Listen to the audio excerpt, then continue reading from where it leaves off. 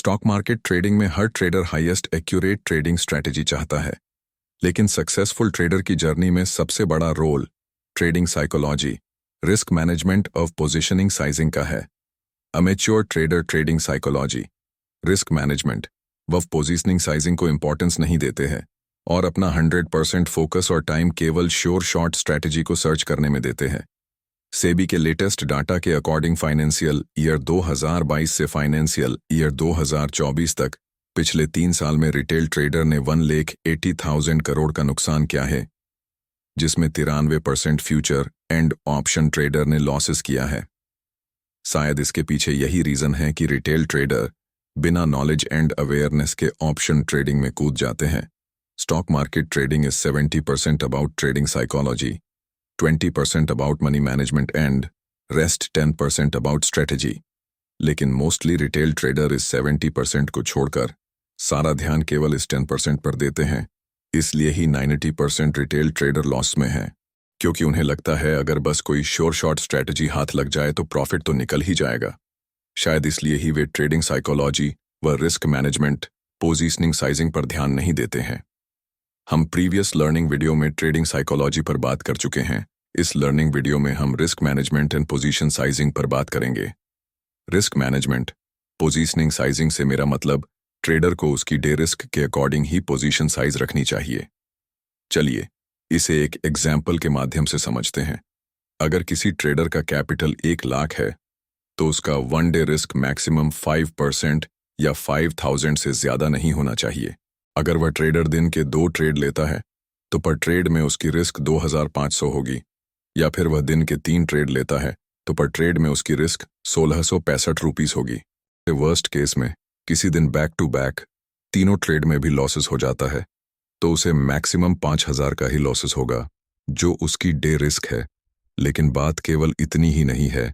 अगर कोई trader option में ट्रेडिंग करता है तो ट्रेड में क्वांटिटी या लॉट साइज क्या रखना है, ये स्टॉप लॉस कितने पॉइंट या परसेंट का है, उसके अकॉर्डिंग प्लान की जाती है। अगर कोई ट्रेडर निफ्टी कॉल ऑप्शन को 100 पर बाय करता है तो सबसे पहले ट्रेडर के माइंड में प्रॉफिट का ख्याल आता है कि प्रॉफिट होगा तो उसे किस लेवल पर बुक करना है। लेकिन आपको प्रॉफिट की नहीं रिस्क की फिक्र होना चाहिए कि अगर बाजार ट्रेडर के अगेंस्ट मूव करता है तो स्टॉप लॉस क्या रखना है।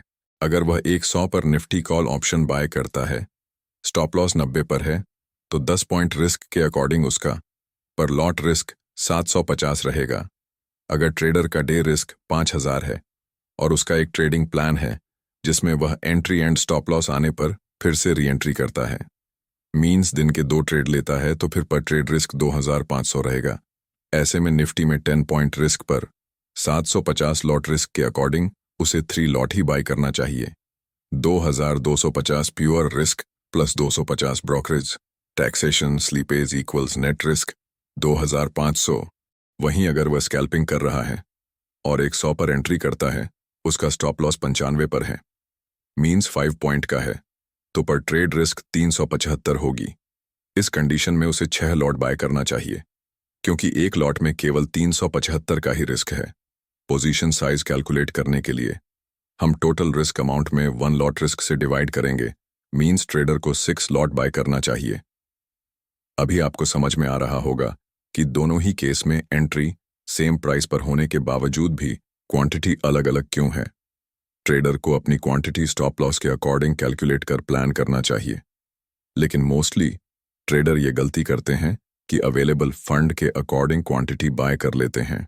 अगर किसी ट्रेडर का 1 लाख का ट्रेडिंग कैपिटल है तो वह बिना रिस्क कैलकुलेट किए अवेलेबल फंड के अकॉर्डिंग क्वांटिटी या ऑप्शन में लॉट बाय कर लेता है।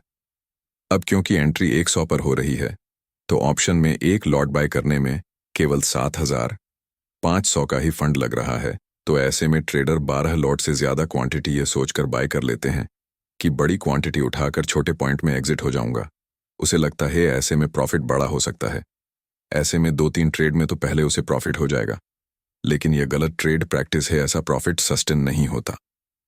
अगली बार नेक्स्ट ट्रेड में 100 पर एंट्री होते ही प्राइस वहीं से गिरने लग जाती है। अब क्योंकि ट्रेडर ने कोई स्टॉप लॉस भी नहीं लगाया है, क्योंकि ट्रेडर ने सोचा था कि प्राइस नीचे आने पर सामने से एग्जिट हो जाऊंगा, प्राइस गिरकर 80 उसके स्टॉप लॉसेस पर आ जाती है।